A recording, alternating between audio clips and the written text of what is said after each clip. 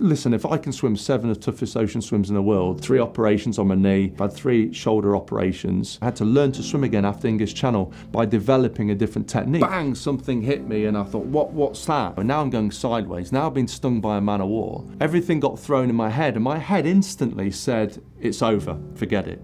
If you believe you can do it, you can do it. Who are they to tell you that you can't achieve your goal? A dolphin rolled on its side, it looked at me in its eye, corner of its eye, for about 10 minutes. Can you tell us a little bit about yourself, your name, and what it is that you actually, what it is you do or what you've done? Yeah, so my name's Adam Walker. People now call me Adam Ocean Walker.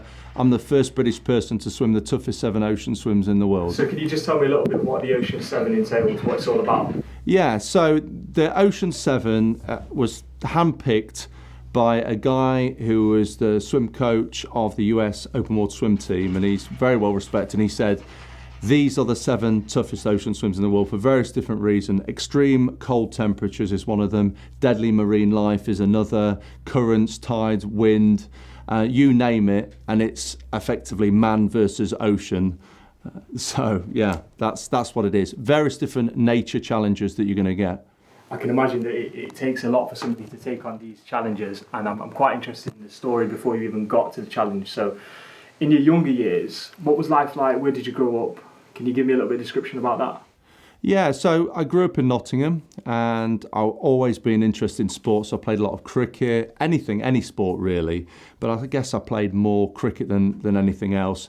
As a kid, I used to race 50 metres backstroke, so it was always backstroke, it was never front crawl, which is what I've obviously done for the ocean swimming. So there was never any long distance in me and there was never any, it was all about sprinting on my back. I played rugby, but the sport thing was always there. I always wanted to be a professional. That was the dream in something. But I always got injured with something. I had my first operation at 13 on my right knee, had a dislocation on my left knee at 16, another dislocation at 18. And I really felt when I was younger, it was going to be the story of, oh, could this guy have been something? And I go down like many other people that, you know, could have been this, could have been that, but injury took me over. And I remember thinking, I don't want to be remembered for, well, I could have been this professional athlete and it never happened. Swimming the 7 oceans and just listening to what you've said now, this guy who could have been, how important was it for you not to be this guy who could have been, this guy who could potentially, this guy maybe would have had? How important was that to not be that person? Yeah, I mean, I think everybody wants to have a marker down in their life. Everybody wants to achieve something. I think that's why we're on the planet for, not just to exist. And it depends on your makeup. For me, I've always been very competitive as a kid. My dad always used to say, give it everything, son, give everything. Don't give up, don't give up. And he was ringing through my head, actually, when I did the training for the ocean swimming. He was giving me motivation. I could hear him as a kid. And I remember when I used to swim backstroke and I was 10 years old and I'd come in and I'd tell him if I'd won or if I'd come second. I didn't want to tell him I'd come second because I wanted to be a winner, and my dad was all about succeeding and winning, and he was in a high-powered sales job. So kind of he brought us up to give it everything and succeed. And do your best at least to succeed. So that was always been embedded inside me. And as I say, from ever since I can remember, I remember being at school looking out the window in all these subjects which maybe I wasn't so interested in, thinking, when do I go outside and play rugby? When do I do athletics or something involving sport? So that was always inside me, that sport aspect. I wasn't really interested in too many other things. And that's why I guess I went on to do a sports science degree, but the dream was to do it as a profession, and I felt after the injuries maybe that was going to happen, but I didn't want to let that go in my mind. We're going to get onto the Ocean 7, but can you think of any time, maybe when you was younger, that there was a slight inkling that you might do something like open or water swimming, but you obviously didn't know that you was going to reach the lengths and the heights that you have? Nothing for open water swimming. No. I mean, if I look back sort of 15 years, there was just nothing there. I got inspired by a film on an aeroplane, which is how the story went, the light bulb moment by watching, but we can talk about that. But yeah, there was nothing actually in my childhood that said this guy is going to be a long distance swimmer. In fact, I was all about sprinting. I didn't really train much as a kid in pool swimming. I sort of winged it a little bit, so I just kind of turned up, had good speed, and did my 50 metres backstroke. I didn't even do 100 metres backstroke because that was seen as long distance to me. I certainly wouldn't do 208 lengths. That was really long distance. So it was a little bit of later on, what you weren't good at. See if you can master what you weren't good at, because there was nothing there that said that I could be this swimmer. And I think that's important for a lot of people, actually, because you don't know what you're going to be great at until you get that moment and work at something as well, because a lot of people say, I couldn't do what you do. How do you know? If you want it enough, maybe you can. By what you've just described to me, you sound like somebody who was a bit of an average swimmer, and you swam in your early stages of life. But you're on a plane and you end up watching a film, and you've never done any open water swimming before, but now you've decided that you're going to swim the British Channel. That's the first one. In terms of your mindset on that plane, what's that light bulb moment? What clicks? How do you know that at this point in time you're going to go on and you're going to swim the Channel? Yeah. I mean, it's crazy, really. I think in your life you have to be at a moment where you're open to change, whatever it is. And at that moment, I was open to change, open to taking something on. And by putting that movie on, I was flicking through the sport movies and thought, on a clear day, I'll watch this. What's this about? It's about a guy who loses his job after 35 years and looking for inspiration, he goes on to swim the English Channel. I hadn't swam for 8 years. I played water polo in goal, so it wasn't like I was swimming up and down training. I was swimming 5 metres out and across the goal. That was as much as it got. So by watching it, I guess I was open for change and open for doing something new. And I think probably also thinking about the fact that I was in my late 20s and hadn't really achieved what I really wanted to, something big. I played cricket to a high standard. I played for Nottinghamshire under 19, so sort of county level, but didn't make it because of the injuries. I feel that was a big thing that held me back. And it just always felt like stuff was holding me back. And I just didn't want to follow that route of doing something I didn't want to do, moaning about my job every day like many people do. I just wanted to find something that inspired me. And I think that's what it was. It was looking for inspiration for something. And by watching this, I thought, as a kid, every time I was injured, I went back into swimming. I remember being 14, 15 years of age, getting injured, so I couldn't play rugby for the school anymore. So I went back into swimming. I'd swim up and down. No one really cared about swimming at school. It was one of those sports that if you don't do sport and you have to, let's go and swim. So it wasn't like it is in other countries like America and Australia. No one really bothered about it. And of course, as a kid, you want people to be interested in what you're doing. So every time I then rehabilitated and probably didn't fully rehabilitate, I would then go back into rugby, forget the swimming, and it went on and off like this. So I think on that day, watching that movie, something reminded me, look, every time that you swim, you're not injured. It's the only sport you can do. On land, you keep getting injured. So by watching this, I thought, maybe it's not the Olympics and it's not pool swimming, that's gone. But this represents something really powerful. It's a person vulnerable in the ocean. There's no sides, there's nowhere to stand up. And it really presents a lot of vulnerability. And I thought, imagine if you can cross from one country to another, just you, your mindset and your arms. And it represented my life at the time, I think, which was, come on, let's just step out of that comfort zone and see how capable you are. It just so happens I watched a movie about a guy swimming the Channel.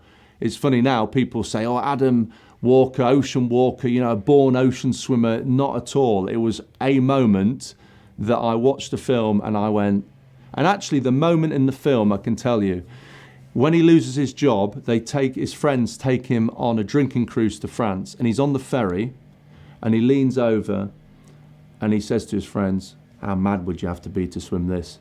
And they all look at him and go, totally, why would you ever do that? And this moment in the film, and it all goes slow-mo, and he's staring out to France, and I put my earpiece down to the person next to me and I said, I'm going to swim the English Channel. And they said, what are you talking about? I went, I'm going to swim the English Channel.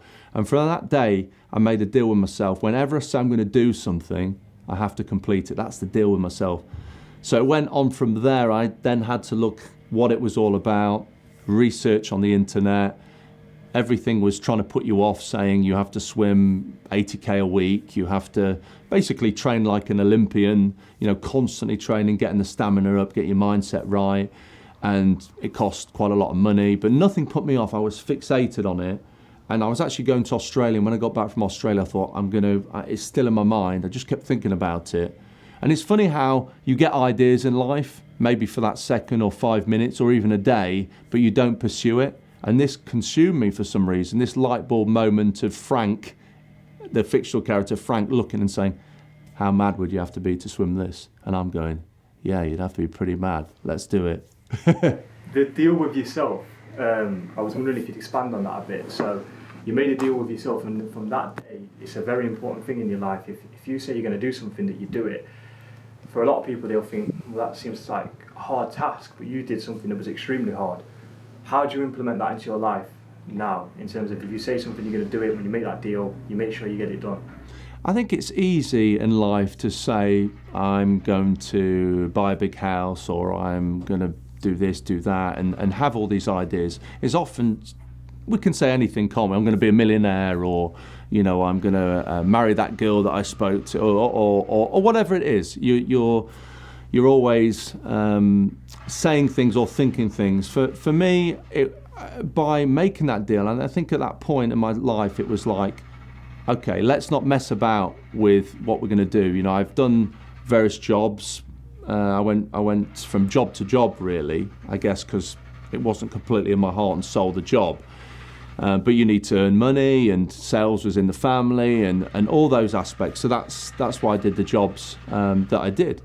But at this point in time, when I watched that movie, I thought, no, I've got to find something pretty big for my head, like something to really stretch to, and I've got to say yes to it. And because it was so epic, I thought it was a real cop-out if I said I'm going to do it and I didn't do it.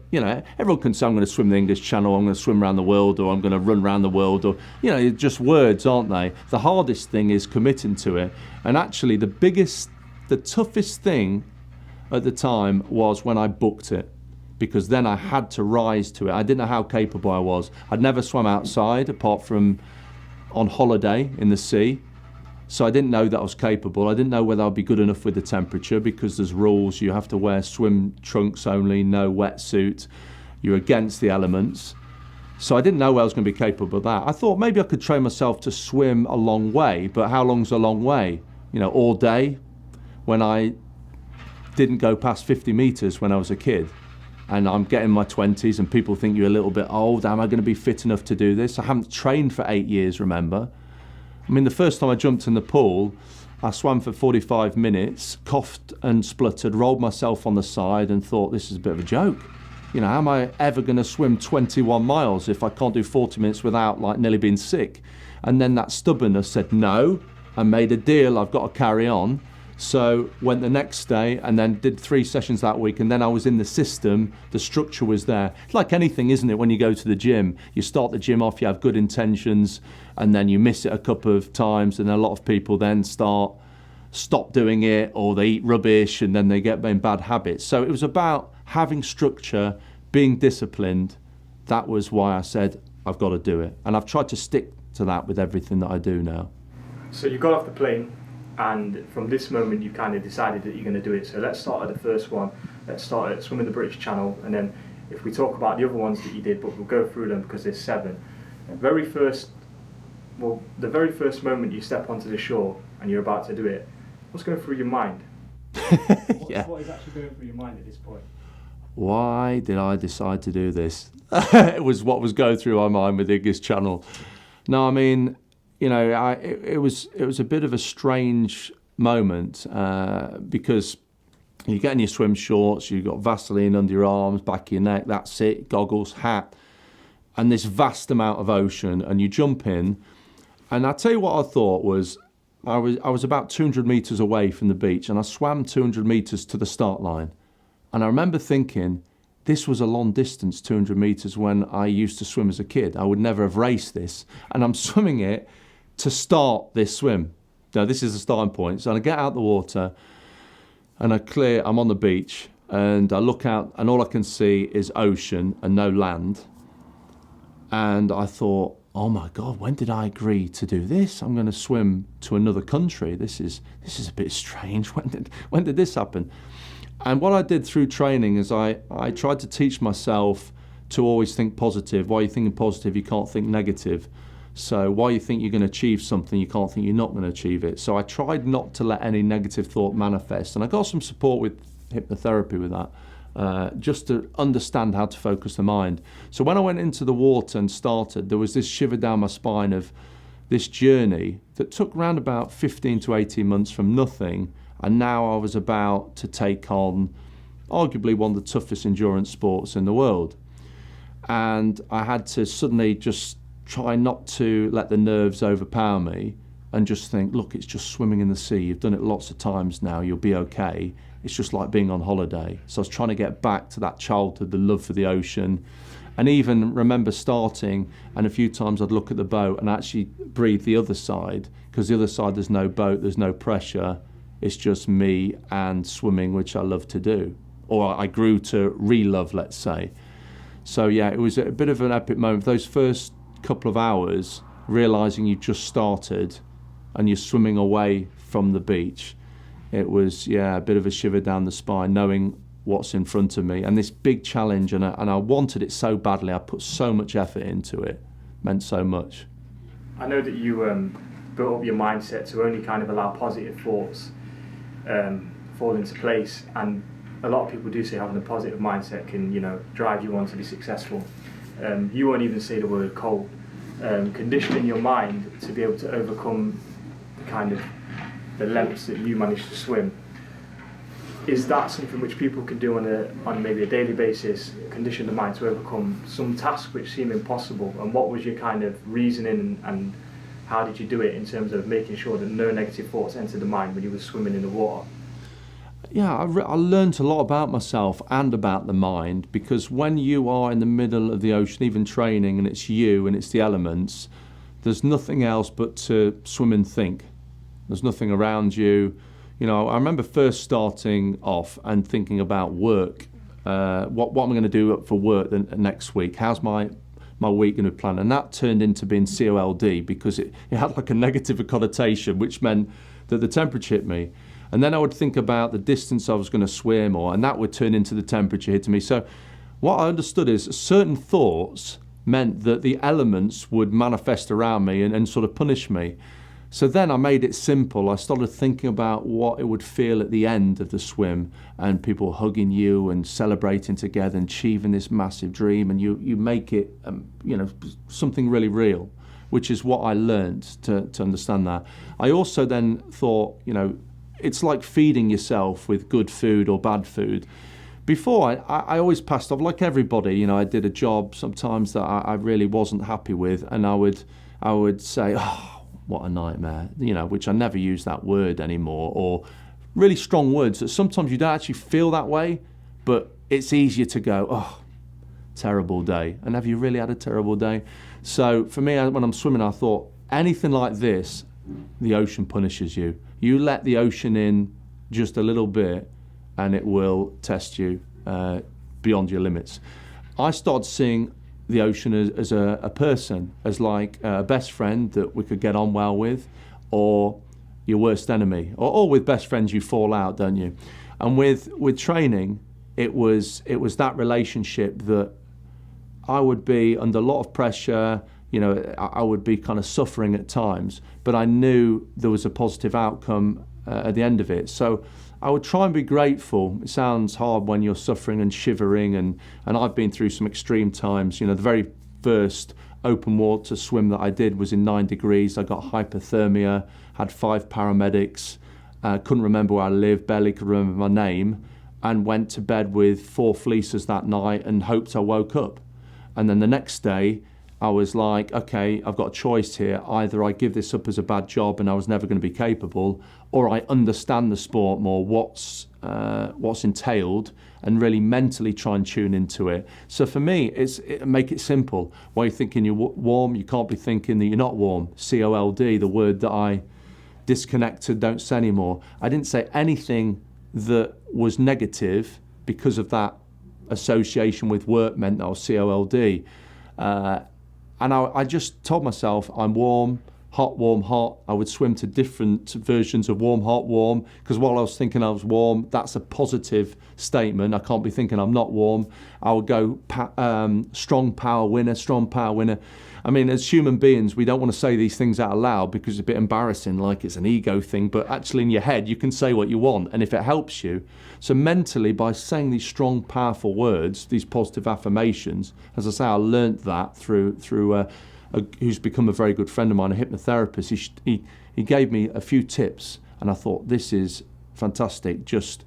And again, as simple as, why are you thinking positive? You can't think negative.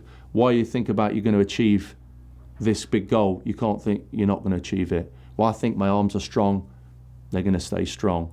Why I think that I've got like an engine, a propeller on my feet that's flying me across, and the ocean's tipped forward and a loved one is pulling me across. Anything that helps you move forward. And the biggest thing is, I always thought, whatever happens, am I ever going to be too tired that I can't move my arm? And I decided, no, I'm never going to be that bad that I can't physically move my arms. So all I have to do is just keep putting one arm in front of the other, and I'll get to my destination. The ocean can't keep me out there for weeks, months and years. So at some point, if the tide hits me, the tide will change. If the currents hit me, currents will change. If I'm sick lots of times, at some point, vomiting will end. And as long as I keep moving the arms, I will achieve my goal. You swam 7 oceans, 7 channels. Can you just tell us what the 7 channels were, the lengths of time they took, maybe the distance and how, and the temperatures of the water that you were in as well? Yeah, so it started with English Channel. It was all about the English Channel. There was never going to be a second one. This was the goal. This was On a Clear Day, the movie. I was Frank. Everything manifests into this in this one swim. And then when I did it, I thought, I might be all right at this. I quite fancy doing another one. But the problem is I had a shoulder issue. I'd had to see, mentally I tried to overcome the pain, saw a hypnotherapist, worked on myself. If I did 6 hours on a Saturday, 5 hours on a Sunday, I had to have the whole week off at times because I was in so much pain, loads of swelling, lots of issues. And so I decided, I looked up at the sky and said, ocean gods, please give me this one swim and I'll never do this sport again. That was my deal with the ocean gods. Could put on my gravestone, Adam swam the channel, he didn't sell kettles and toasters, whatever. I wanted to put that marker down. So it was about that one swim. And then on the way back on the boat, I thought, I know my shoulder's bad. And at that point, adrenaline had kicked out and my shoulder was very, very sore. Anyway, what happened was I had a scan on my shoulder, it didn't show a problem, and I spent about 15 months trying to rehabilitate, and it turns out I had a ruptured bicep tendon. He said to me, Adam, it's been there for a good 18 months because it's attached to another tendon, and you've swam the English Channel with one arm effectively, the other arm wasn't working properly. So he asked me, he said, do you ever want to swim again? And I said, yeah, I want to swim from Spain to Morocco. And he said, no, I don't mean Spain to Morocco. I mean, do you ever want to swim again, like leisure? I mean, leisure. I said, well, Spain to Morocco is leisure for me. And we laughed. And he said, no, it's really in a bad state. But I'll fix it. I'll do my best to fix it. And then we'll have a second operation. So that's what happened. But I've still got the report that says around about 65% fit. Partial success, it said. Operation was a partial success. So by saying that, I knew I had to do something extreme. And when I wanted to do Gibraltar Straits, the reason the next swim came into it was I decided to rebuild the way I swam, and I created this brand new technique, which then gave me hope to go on to the next one, which was Spain to Morocco, and then continue on to do Ocean 7, the toughest 7 ocean swims in the world. That only came the 7 after I swam the second one, Gibraltar Straits, because I thought, okay, well, if I've done the second one, maybe I can do another 5. And this new challenge, which was seen as the ocean equivalent of the 7 summits, and I think a lot of articles have put it down as the #1 toughest challenge on the planet, because you have got, there's no walls, you're in seriously deep water, you can't touch the side, you can't wear a wetsuit, it's just you alone in the ocean, and whatever happens to you out there, if you touch the side and want to come out, the swim's over. So you imagine you've got jellyfish, you've got deli jellyfish, you've got sharks, and a lot of nasty things in the water. And you're dealing with the Pacific Ocean, Atlantic, Mediterranean, so the different oceans. And there are, there are sharks out there and other things that are dangerous. And this came down to various different challenges. One is extreme cold, another is deadly marine life, another is strongest currents in the world. In other words, Tsugaru Channel, for example, 18 miles on paper, but the strongest currents in the world crossing each other.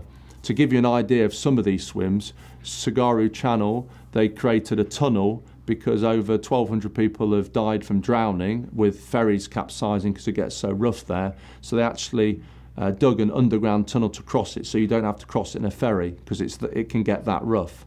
You have New Zealand Cook Strait, which separates New Zealand North to South Island.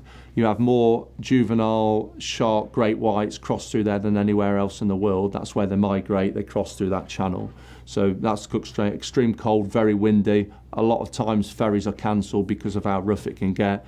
You've got the North Channel, Ireland to Scotland, which is extreme cold. You've got lion's mane jellyfish, which is the biggest jellyfish in the world, tentacles up to 120 feet long. If they sting you enough times, they'll hospitalise you and can kill you.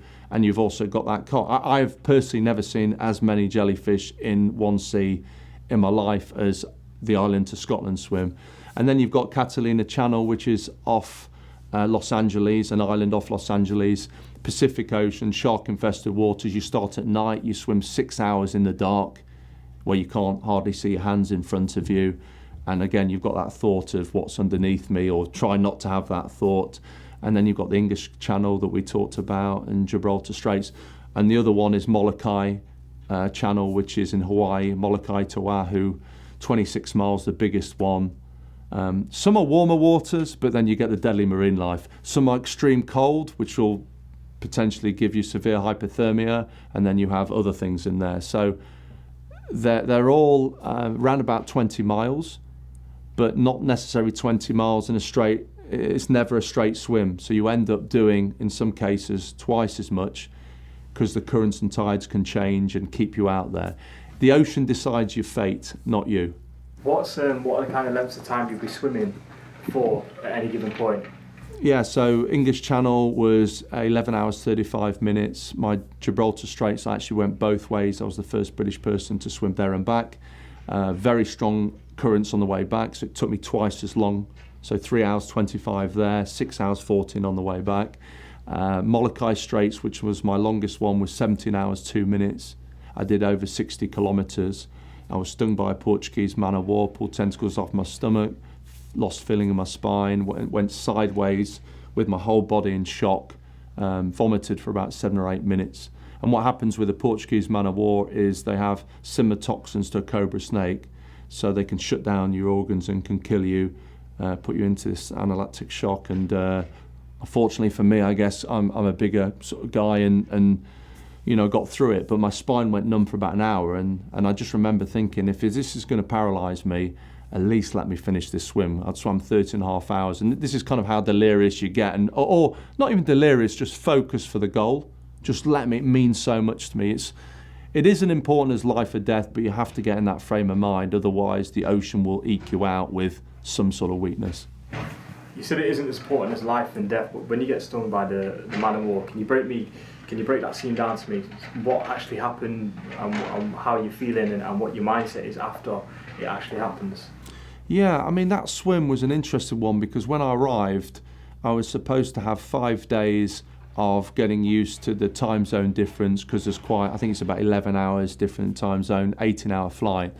And I arrived there at 2 in the morning. At 7 in the morning, the pilot rang me and he said, "We're going tomorrow." And I said, "Oh, what do you mean we're going tomorrow?" Apparently it's over 20 knots wind, which is very high. You wouldn't go out in the English Channel over 12. And he said, "Oh yeah, but it's getting worse later on." And this was my holiday, so I had a normal job, so I sort of had a window of 10 days, so I had to make a decision, otherwise it doesn't happen. And I always, if ever I was given a 50-50, I'd made an agreement with myself, I've got to go. It's that deal again, don't show the ocean weakness, go, "Oh, I'll wait till it's perfect, 1-0 to the ocean." So if it's 50-50, you've got to go. So for me, it was about sort of committing to that. and really going for it. And what happened was we met at 3 a.m. This is 24 hours after I landed, 18-hour flight, time zone difference. I was 2 hours on the boat. I remember getting changed, ready to jump in. And the pilot said, "What are you doing?" I said, "Well, we're starting on." He said, no, not until it gets light because of the sharks. And then he told me every shark story that he'd ever come across. "Oh, I remember the last guy who tried this swim, and a cookie cutter shark came round and bit his calf, and we had to hold his calf together, and it came round again, tried to bite his chest." And I was like, I don't really want to hear this story when I'm about to jump in and do the swim. But when I jumped in and started, it was interesting because I was so tired for the first 4 hours, and pure stubbornness got me to 4 hours. But my arms were so heavy, lack of sleep. And then I got to about 6 hours and I felt a bit better. I felt like I'm into the swim. Because normally that 6 hour mark is where you feel like you've actually done something. You've actually kind of started the swim at 6 hours because you could do 12 or more. And then what happened was I had a shark unit around. I had this device that lets off a sonar. And around about 8 hours, the guy told me we'll have to change it because the battery will run out. So he gave me this thing. So anyway, the light went red, which meant it ran out of battery. So I came into the boat and I was to replace it. And he passed it me down and he said, "I remember the guy who gave me this said, be careful where you hold it because it's electrical impulse." And as he held it down to me, I put it under water, tried to put it on. I started getting electrocuted in the water with this thing, which actually woke me up. So that was a good thing in a way. And then when we went to 9 hours, I remember seeing 9 hours into the swim, I was 3 miles from finishing. I heard him say on the radio, he's going to break the world record. And then I started to go as fast as I could. And after 3 hours, I looked and I thought I'm further away than I was, after 9 hours. But I kept with it. I thought, don't let any demons come in. And I said, am I further away than I was before? And they shouted, well, the tide's been against you for a while, but don't worry, it's going to change. This was my training partner. I thought, I don't know where I believe him or not, but I'll just kind of take my time for a bit. That's what he said, just kind of take off the gas. I then went sideways for another 2 hours, so I'd done 5 hours, and then it started to get dark. And I remember what he said about, at the start, don't go when it's dark because of the sharks. Now, normally, only a few people in the world have done this swim, and they get them out in the dark because of the sharks, but I was so close, he left me in. We brought a kayaker in with me to spot for sharks and to keep me safe. And then within about 5 minutes that he was in, I suddenly, bang, something hit me, and I thought, what's that? And it was a burning sensation. It was like I'd been scalded by a kettle. It was just agony. I'd never had pain like it. And I kind of just pulled out, and I pulled these tentacles in my hand, and I had one massive one, 12 inches inside my leg, pulled that off. And I was just instantly burning. And the thing in this sport is you don't want to yell or show weakness, if you want to call it weakness, or pain, because they'll get you out because of safety. But it was like somebody had possessed me. I couldn't help it. I was yelling. I was like, ah, and it was like, oh man. The kayaker was saying, what's wrong? And I said, something has stung me. And he said, it's either a box jellyfish or Portuguese man of war. If you start to hallucinate or labour breathe, I've got to get you out, he said. And he was really worried. And I was sort of yelling whilst trying to reassure him at the same time, like, let me carry on. So I was going, it'll be all right. I'm okay, don't worry. So this happened. And then I just remember being so confused because every training session I've ever done, I've completed. I wanted to get in winning habits, completing it. So I didn't know what it was like to not finish. My brain is just completing each task, setting yourself a task, complete it. But when this happened, and bearing in mind I was 3 miles from finishing, I was going to break the world record 5 hours ago, and now I'm going sideways. Now I've been stung by a man of war. Everything got thrown in my head, and my head instantly said, it's over, forget it, you're finished. And I was confused with that thought. And this is the thing with pain. Pain is there to remind you to, that it's uncomfortable and to get you out of that situation. And I sort of tried to talk to myself, and I always talk about the devil and the angel, and the devil at this point was huge, saying, let's get you out of here, let's get you pain-free. And the angel is maybe this big, tiny, saying, stay in the game, stay with it, find a way. And so what I did was I thought, let's make a deal with myself like I've done all the other times in training. Let's swim for 1 minute. Everybody can do something for 1 minute, no matter how much pain you're in. That was my deal. So I tried to swim for a minute. I could barely be flat in the water. I was in so much pain. My legs were going down towards the seabed, and every time I swam, I touched my stomach from the pain of it. I stopped after 30 seconds, yelling again, ah! Kaika's beside himself. I then said, look, he said, what do you want us to do? They passed me an antihistamine pill. I'm not allowed to touch the boat. The kaika gets it in a bottle. I take it for the sting. And then I start to vomit for about 7 minutes. And he says, that's a good thing. That's the poison coming out of you. And he tries to reassure me. I finish being sick, carry on, and I try another minute. I last 30 seconds again. At this point, I think a minute's not long enough because I can't even do 30 seconds. So I need to find a better plan, stretch myself. So I said, okay, third deal. The boat is 30 metres ahead of you. Get level with the boat. When you're level with the boat, just go past it. Whatever you do, swim past it. It was the hardest 30 metres that I've ever done. I was 13.5 hours into the swim, and I dragged my torso, basically like, it wasn't even a swimming stroke at this point. They leant over the team that was on there, so I had a couple of friends on there that helped me, and the pilot went to lean over, and I swam past them. I sort of smiled, I sort of grimaced to smile because I had this thing of while you're smiling, physically you feel better, so I try and smile through the pain. And I could hear them saying, what's he doing? Well, I think he's going to continue. So I carried on, and then my body went into shock and my whole body started shaking.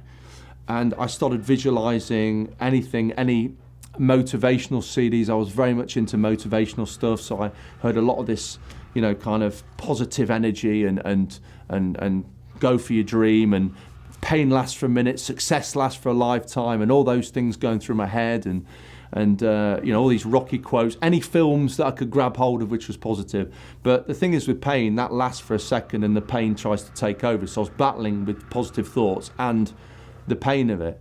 And then what I did, I sort of broke it down. I thought, swim for 60 strokes, let's count 60 strokes for a minute and let's count it for an hour. So I started doing strokes as well as positive thoughts to try and block out the pain.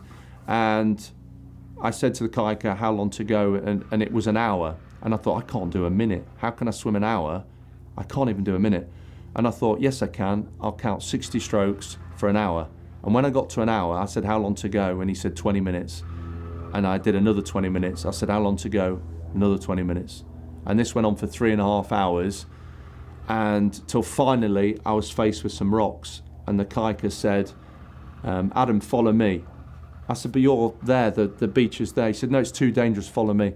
I ignored him, and there was all these rocks coming out the ground. I scraped my leg on a rock, I had blood coming out my leg. And I remember standing on this rock, looking at the beach 10 metres away, and I put my goggles up. Over 17 hours I've been swimming. The boat had gone because they couldn't get in because of the rocks. And I was there by myself, and I had this surreal moment where I thought, I've got 10 metres to go. I've got all these sharp rocks. Maybe I can fly over there or something. How can I get there? I didn't care at this point. And I just scraped myself over all the rocks, and I got out, and I had all these lacerations. I had blood coming out my leg. My back of my throat was so swollen that it was choking me. The thing at the back of your throat, that was going down my throat for the last 2 hours, and it was trying to choke me. So I was having to move my head as well as shaking with the pain. And the national press were there, and they put a camera in front of my face, and I thought, I better say something motivational now.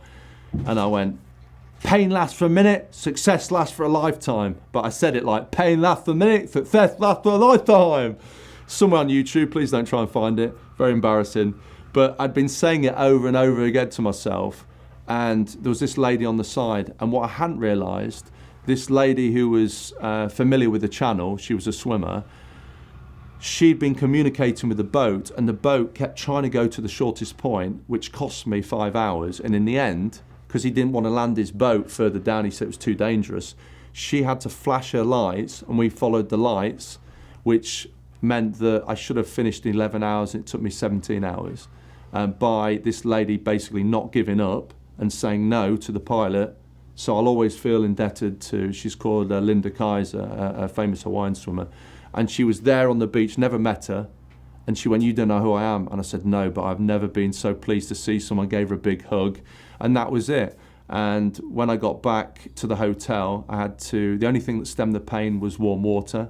I thought it was a normal jellyfish, so I was trying ice and vinegar, but a Portuguese man-of-war is actually not a jellyfish. It's made up of different organisms, and how it feeds is it paralyses its prey, and that's how it takes in food.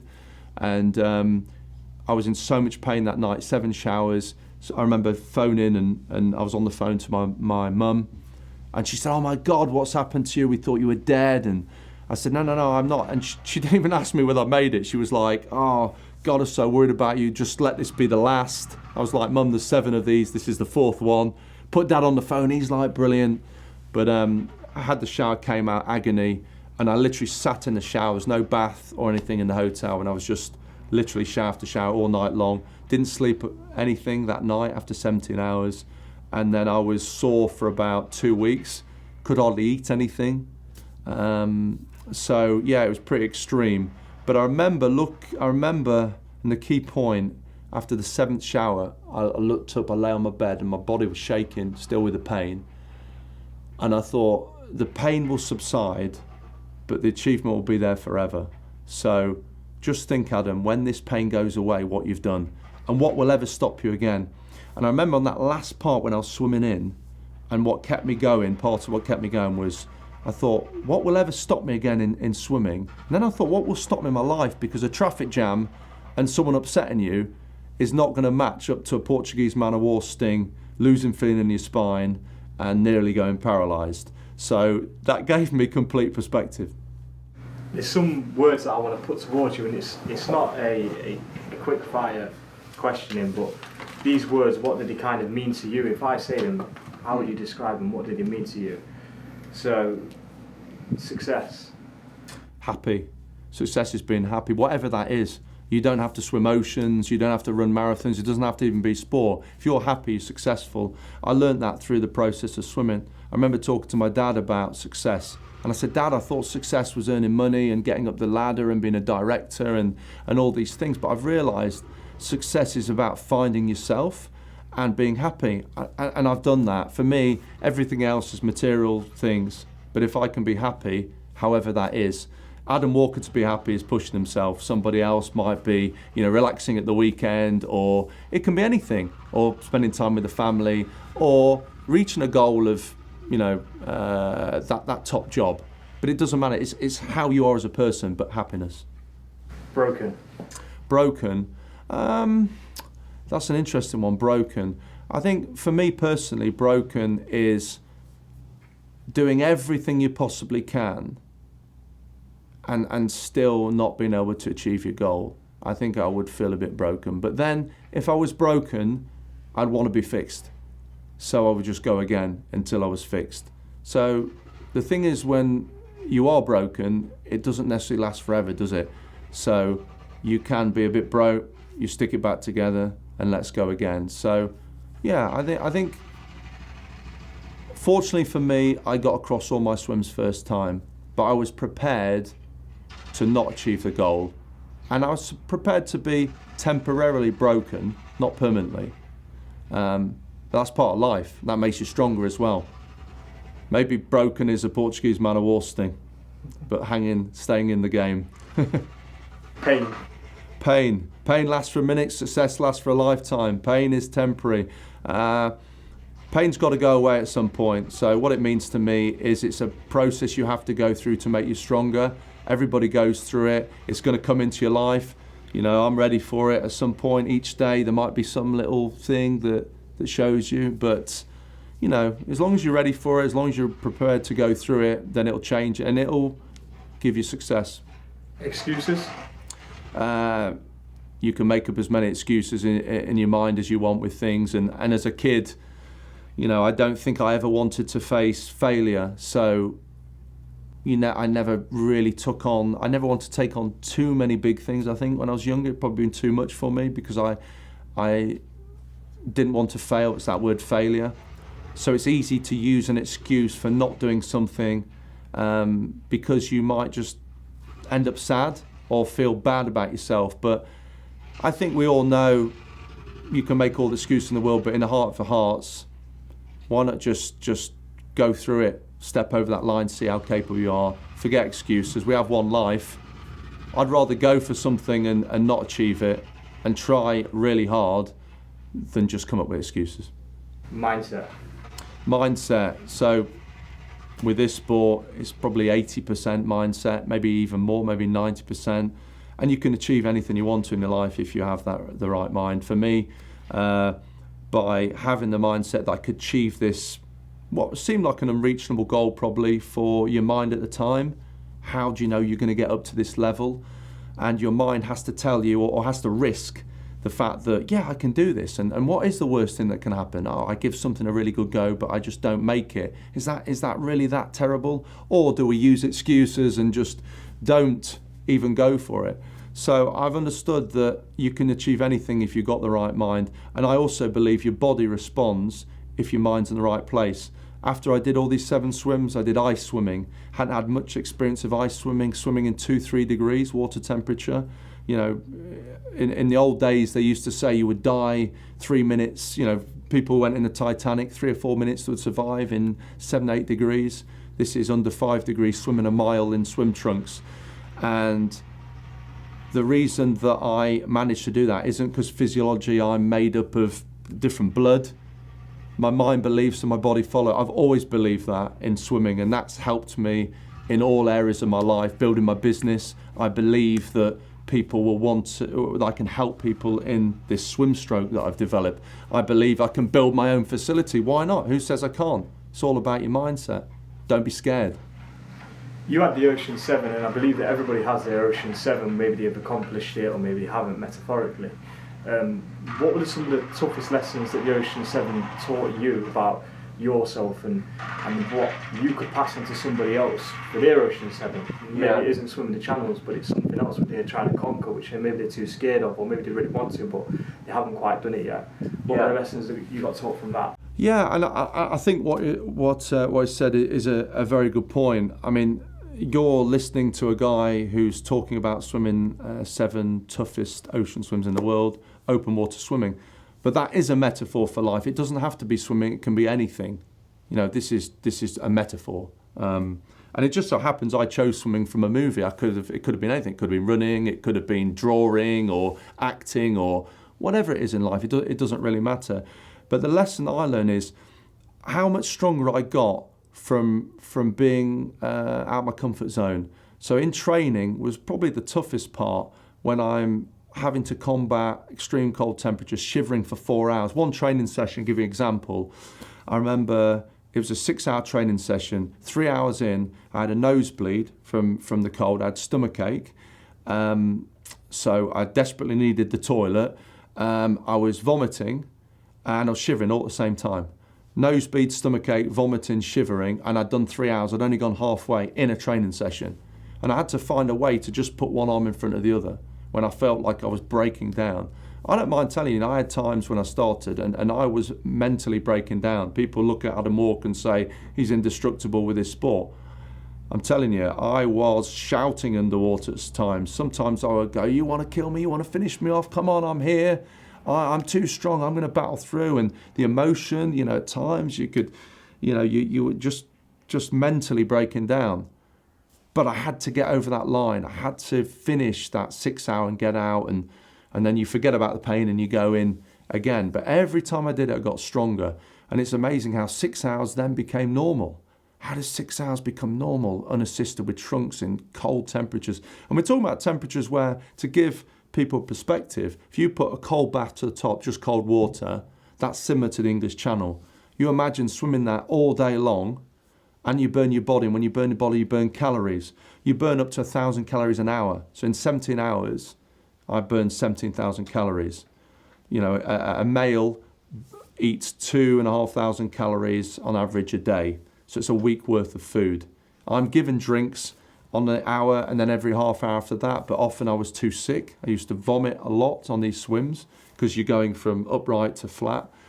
But you learn so much. And somebody said to me, you know, poor you being stung by the Portuguese man. Or a lot of people said that, poor you, how it could have gone different. I said, poor me. That's the best thing that ever happened to me. It's the best thing. Well, all that pain. Yeah, because how strong it made me. Because after that, nothing was ever going to stop me. I mean, after that Hawaiian swim, I swam Catalina Channel. My shoulder packed in for the third time, so the bicep came undone. I had to swim with one arm for 7 hours. And all I kept thinking was, swimming with one arm is not as bad as a Portuguese man of war sting. You've got another one, Adam. But if I hadn't been stung, would I have thought that? So every swim gave me a different channel. English Channel, I was sick over 20 times. Gibraltar Straits, I was pushed against the currents. I was going sideways, I was running out of coastline. I was in a panic that I wasn't going to achieve it, got across. And Hawaii, as we know, Portuguese man of war sting. Catalina, one arm. Sagaru Channel, the worst, strongest currents in the world. I swam 15 hours, had to sprint across constantly for 15 hours. Otherwise the dream was over. Freezing cold temperatures, island to Scotland.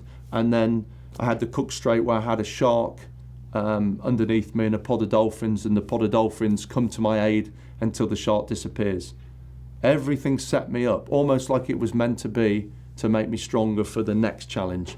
But the ocean wasn't soft on me, and I don't think it was meant to be soft on me. I think it was supposed to set me up for life. So I'm grateful to the ocean. My good friend, the ocean gods looked after me. A pain in the arse at times, horrible at times, made me vulnerable, made me look at myself and made me think, are you that strong? Are you that strong to be alongside me, my friend? And I had to rise to it and find everything that I could in my body just to be on the same level as the ocean. And in the end, I think the ocean said, hey, Adam, you're all right, we'll let you get across. And I'm getting a bit of a shiver telling you this story. I remember the last island to Scotland as I swam in to finish the Ocean 7.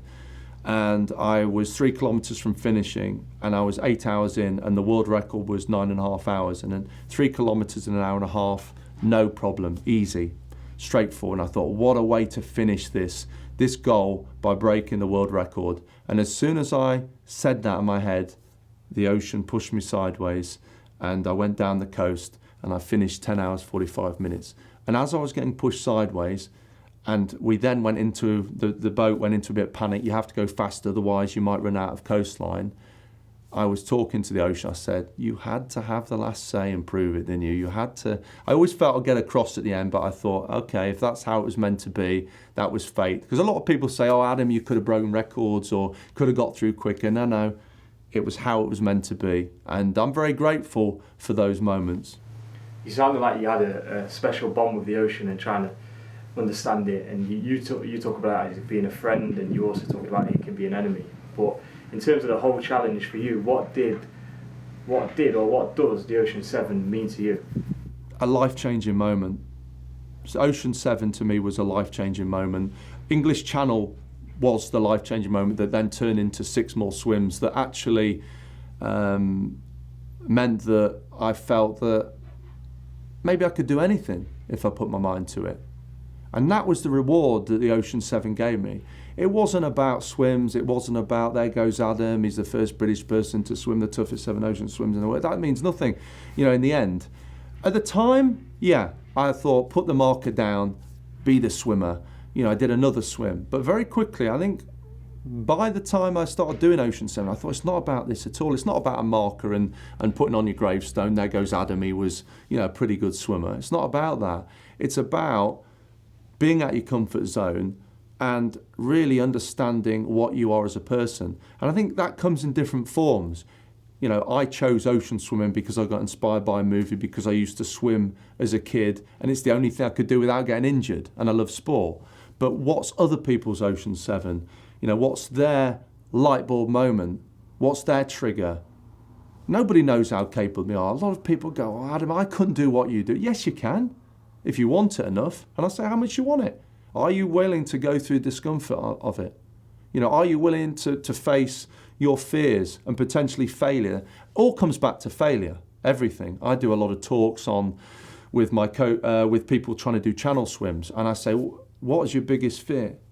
And they say, the deep water, or being stung, or sharks, or my arm packing in, all that. And I said, but what does that all mean? What is the true fear? What does that mean, these things? Well, it means I might not make it. So what's the true fear? Failure. And once you can face failure in the eye, then you're indestructible. And I thought to me, I'm prepared to not make it because I'm in the ocean's hand.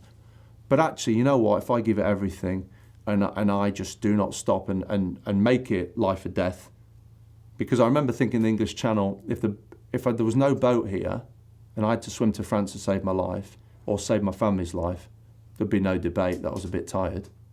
I would just do it. So I had to get into that frame of mind. So for me, Ocean 7 changed my life. Before you got on the plane, and then obviously you got off the plane and you knew it was kind of a life-changing moment for you, what was you leaving behind? What was you doing before that? So it was 2006, December 2006, put this movie on called On a Clear Day. I was selling kettles and toasters, normal guy, normal job, normal existence, nothing special about me. Didn't know about open water swimming, didn't know about long distance swimming, and that was it, just a normal guy, but got inspired with a light bulb changing moment by watching a movie on an aeroplane.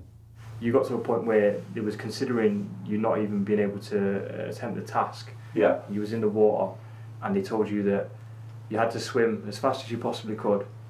Yeah. And until I can explain it. Yeah. So when we start the swim, so you have to get a boat to the start line. We wait at the start line it took us 3 hours, should take an hour and a half because it was so rough. We wait at the start position for better weather. It was really, really rough and I thought we weren't going. And first time ever that I said to my partner, we'll go tomorrow, which was a little bit of, giving a point to the ocean. Wasn't in the right frame of mind, had a lot of personal issues at the time going on, didn't know I was going to lose my job, my house, all these different things. So, and my shark unit wasn't charged up, just stupid things. I landed a day and a half before that, so not a lot of time to acclimatise, and I had 15 hours travelling, 5 hours on a train, and nothing was kind of geared up in my mind right. Anyway, he comes out after an hour and a half of waiting, the pilot, and he says, the translator said, what do you want to do? It could be worse tomorrow. I think it'll get better later on. And it was that 50-50. And I always made a deal, if it's a 50-50, I've got to go. So then suddenly I've gone in the frame of mind where I was absolutely laughing, I was relaxed that I wasn't going, then I'm swimming to the start line. Every other swim that I've done, I've sprinted to the start line to show the ocean that I mean business. Here I floated, mentally wasn't right. Started, gulped some water after half an hour, started to retch, was sick. I thought, this is a bit of a joke. This is just not going to happen. And then I got to 4 hours somehow. And then after 4 hours, where I was just feeling really low and thought, am I going to do this? The pilot comes in, gets the translator to communicate with me, say you have to go fast now, otherwise the currents will take you. It's too strong. And I said, how long for? And they said, fast as you can until we tell you to stop. I said, give me an idea. They said half an hour initially. So I went as fast as I could for half an hour, and then he went easy. This went on for 11 and a half hours constantly until finally I was faced with a rock and it was just pushing me backwards. I remember I had 3 hours before finish, so 12 hours in, I was a mile from finishing. It pushed me back to 2 miles, got back to a mile, pushed me back again. It was playing with me. The ocean was playing with me. And I started to shout at the ocean saying, I'll be here out all week, all month, all year. And my partner, when I came in for a drink, she said, who are you shouting at? I said, the ocean. I'm letting the ocean know that I'm going to stay out here all day. And I think she was thinking Adam's finally lost it. And as I was shouting, suddenly the pilot smiles and he goes, no current. First time in 15 hours, no current. So I sprinted like my life depended on it, absolutely everything I had. And even up to 10 metres, I thought, don't you push me back. Cleared the rock, stood out. Took me 15 hours, 35 minutes of constantly sprinting. The waves were so big, at times it was like going up a roller coaster. If you Google Adam Walker Cigar Channel, you'll see basically a washing machine and this guy at the bottom, you can hardly see me. And so not only did I have to survive out there, I had to sprint with the toughest condition. And actually, I met the observer 5 years later, the lady who was on the boat, who makes sure you stick to the rules, you don't touch the boat. She said, in the last 5 years, I've never seen anybody as tough as you. She said, which was, I don't normally talk this way, but she was like, how much you went through was unbelievable. She said, I've never seen anyone hammered by the ocean. And at one stage, I was breathing at the side, And it was like a boxer having 12 rounds with a boxer. And I remember just gulping and just gulping for air. My partner was at the front of the boat. This was her first swim. She had her head in her hands, and I kept seeing how emotionally it was affecting her, and that upset me. But to have that 15.5 hours of sheer punishment. There's 2 swims that people say, what was the worst that happened to you? Or the hardest? Hawaii, because of the Portuguese man o' war sting, swimming 17 hours over 60k, and also Tsugaru Channel, because I've never had conditions like it. And what happened, it was a freak. One tide hit another tide and created a massive washing machine. They've never had it since to that level, and it was just crazy. I was just battered all the way through that. But again, when I got through it, which still I'm in a bit of disbelief myself, I had 2 left, Cook Strait and North Channel. I thought, this will be a breeze after that. But then I had the Cook Strait, went to the Cook Strait, all confident, everything's going according to plan, 24-hour flight, get in the water, 2 days later, and I think, okay, it's a bit rough, but I've been here before, no problem. After 3 hours, swallowed some water, started to be sick, really sick, but I thought I've been here before in the English Channel and other swims, it's fine.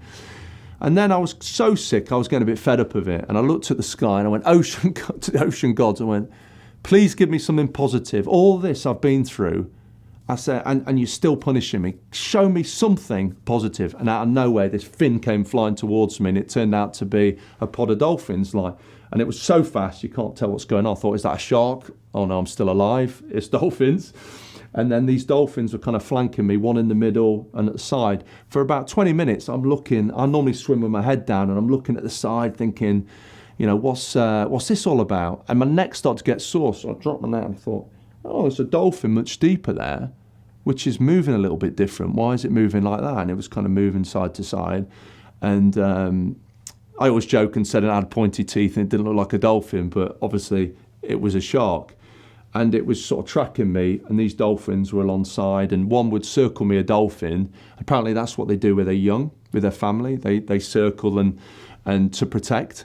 And one was for an hour, 2 inches in front of my hands. And at one point I got a bit more confident and tried to swim a bit faster. I didn't really want to touch them, but it just kind of tipped its tail just to carry on. Made me feel very slow watching a dolphin, just a tiny little movement. I'm going flat out.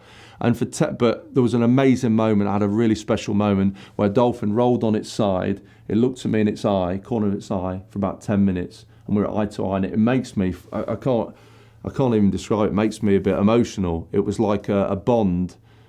And that moment, and all my swims I did for well in dolphin conservation. So in order to get word out to protect them, and in this moment it was like the dolphins knew, and we had this connection, and it went on for an hour and a half. So I have a drink every half hour. When I had the drink at half an hour, the dolphins stop, I carry on. Half an hour later they stop again, and this happened. If you want to Google Adam Walker swim with dolphins, they'll find the video. But this went on for an hour and a half. And after the hour and a half, the pilot said, Adam, we're losing time because you're looking at dolphins. I said, give me a break, man. This is the best moment of my life. And he said, yeah, but, there's 3 currents to get across. We need to get through the second, otherwise it's over. So I said in my head, thanks, dolphins, for your support, but I really must focus. And within 5 seconds, gone forever. Literally, when I said that, just disappeared. Since I've learned a lot about dolphins, I've filmed a documentary on dolphin intelligence, which was all about how they set up a sonar. So they don't need eyes to see, they let off vibrations. And maybe what happened is, up to 8 kilometres away, they can send messages telepathically. So one could have seen me, and straight away they came to my aid. And I've been asked around the world, did the dolphin save you? I can never say for sure because I don't speak dolphin language. But all I can say is how I felt. I felt very protected, and I'll always feel indebted for the dolphins on that day. Very special moment, and words don't do it justice. I mean, I've got, shivers now thinking about it, and it felt like a gift. That was my gift with everything that went on, and incredible moment. I've noticed that with the dolphins coming to you could call it your protection, and you speak about the ocean gods. There's something that you could say that is kind of fictional in a way, that you kind of you reach out for stuff which people can't always see. You talk about stuff which isn't always apparent or there, and it drives you forward and it pushes you through with some kind of sense of belief. The word belief, how important has that been in every ocean that you've been in, finding that kind of... Yeah, absolutely massive. Belief. I always talk about the belief system, that you can, if you believe you can do it, you can do it. You know, you hear a lot of people say about this, you know, this word, but first of all, I mean, having belief in yourself that you can do whatever, and you've got to be careful, by the way, as well, because you've got what I call emotional vampires that say you can't do it, and these emotional vampires that can get in your head, and then you lose belief because they tell you can't do it. Who are they to tell you that you can't achieve your goals? So for me, it's about having that self-belief. Where does that belief come from? Actually, it can come from nowhere. Just, I'm going to find a way to do it. And then I'm going to have a system, which is training physically, training in my mind, working on my technique, all these different aspects. I'm going to train myself. For me, I had to think outside the box. I had to literally start swimming again. I had to learn to swim again after English Channel by developing a different technique, which has now become obviously a business, which is helping other people. But that was from even from things that go wrong. As long as you've got the belief, and as long as you are prepared to find a way, whatever's necessary, and that might be just thinking outside the box, and thinking in a different way. But without belief, you know, but it's just so powerful, and you can do anything you want. If I can swim 7 of the toughest ocean swims in the world with 3 operations on my knee, I was carried off cricket with a bad back, I've had 3 shoulder operations, and I'm seen as a guru for swimming front crawl long distance, and people come around the world to learn this technique. And a lot of people out there don't know I've got these injuries because I don't want to give it power, so I don't mention it. So people then think, oh yeah, he's just a natural, he was born to swim this way, he was born in the ocean, and all these things, which aren't true. Actually, I was the opposite, smashing through the water, very messy. Give you an idea, I had 2 lifeguards, on 2 separate occasions, a lifeguard said, this is the old way I swam, said the person next to you is not enjoying their swim because you're splashing them. And they said on 2 separate occasions, and I laugh now, and I think, I pride myself on every single swim stroke having no splash and being efficient, and that was me before. And people now, but that came from belief. That came from, I could find a way to get around that. I believe that I can continue. Why can't I? When I had friends and family and other people, particularly friends actually, saying, it's not possible, you're too injured, your job's on the line, you know, you might lose your house, all these kind of mental things. Why not just give up after this one swim? But I thought, no, I can work around this. And of course, it's the best thing I did, because not only did I develop a stroke, it then became a business, and I can help people, and it's the perfect scenario. I'm doing something I'm passionate about. So the big message is, from misfortune, positive things can happen, and just believing you can get around any circumstance.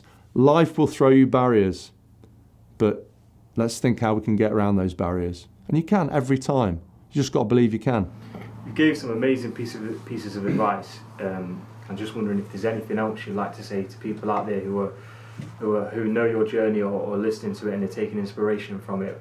Any other pieces of advice you'd be able to give them, which might be able to spur them on to do things which they don't think they can do? Yeah, I mean, like I've discussed, really, it's about always. A friend of mine, Clem, hypnotherapist, he said to me one time, he said, always keep your eyes and ears open for opportunity and light bulb moments. So I would say, in your life, in your daily life, if there's something you really want to do, but you're scared of it, think, okay, let's just go for it. Let's do the opposite of what our brain thinks. So our brain thinks, no, you know, I'm afraid to do that because I might fail, or, you know, perhaps it's too much work, I don't have enough time all the time. We always use time as an excuse, don't we? Everybody does it. I think if you're really even half passionate about it, and think, I would like to know whether I could be a good singer or a dancer, or whether I could take that job and be, I don't know, whatever, an astronaut, whatever it is that you want to be, but take that risk, because it takes you on this path. And once you're on this path, it's exciting because you don't know where it's going to go. You don't know how good you're going to become. And then you develop yourself more and more. And then it opens your eyes for more things. And then once you're there, you're getting stronger all the time. And as I say, I'm talking about swimming. I'm talking about 7 swims. And for me, 7 swims, I said, changed my life. Now I'm looking to build my own facility. I've got a swim coaching business that's around the world, from a technique that I developed in order to get me across some swims, not to be a coach. You know, I've been invited to some amazing places, coached, you know, some amazing people, and that happened from misfortune. If I hadn't got a bad shoulder, would I have this business? If I hadn't got a ruptured bicep tendon, would I be as strong as I was? I learned so much more about myself by being uncomfortable and having misfortune. So my lesson is, you know, things aren't always going to go right. You'll take something on. You might feel embarrassed temporarily if you don't think you're good enough, but you keep going, you know, or uncomfortable, whatever that emotion is, you're going to get some of that. It's never going to be perfect straight away. No one is. But I'm telling you, you keep going with it, you'll get stronger and stronger and stronger. And then you might then think, well, actually, maybe I can change my life. You know, this was all about, for me, a bunch of swims. It wasn't necessarily going to be a life-changing moment, a different career, you know, the house that I always wanted, the job that I always wanted, and it came from watching a movie on an aeroplane. So what's your movie? Or is it even a movie? Or is it a guy who says, come and join that club, let's have a go together? Whatever that is, and you go, oh no, I'll be embarrassed. Go for it. Why is the worst thing that can happen? You know, just keep at these things, because I don't believe that there are a certain amount of people that are successful on the planet. They're not a certain amount of people. And you hear a lot of motivational speakers who've, you know, struggled and they've picked themselves up, and it's not destined to be like that. These are risk takers. These are people don't fear failure. And it doesn't matter where you are. It doesn't matter whether you're rich or poor, or you've got 2 arms, 2 legs, you've got a brain, you've got willpower, and you've got self-belief. And as long as you've got those things, but watch out for those emotional vampires, watch out for the people who say you can't do it, they'll be everywhere. But as long as you're aware of things, just keep going. And trust me, you'll get down that road. For me, I'm not a big book reader.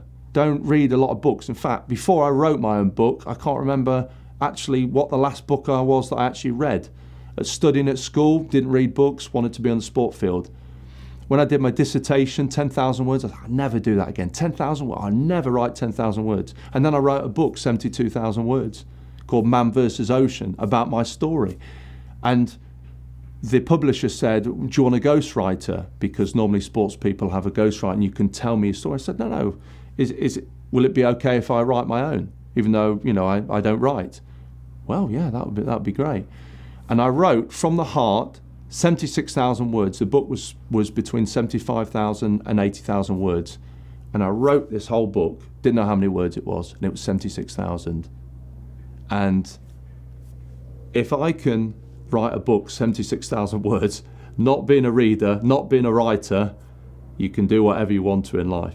Plans for the future, what's Adam Walker going to be doing in the future? Yeah, so continue the coaching. Absolutely love helping people. So I found with this technique that I developed, which is called the Ocean Walker technique, I've had the great pleasure of meeting so many people around the world, and swimming, you don't even have to speak the same language. The language is swimming. So incredible.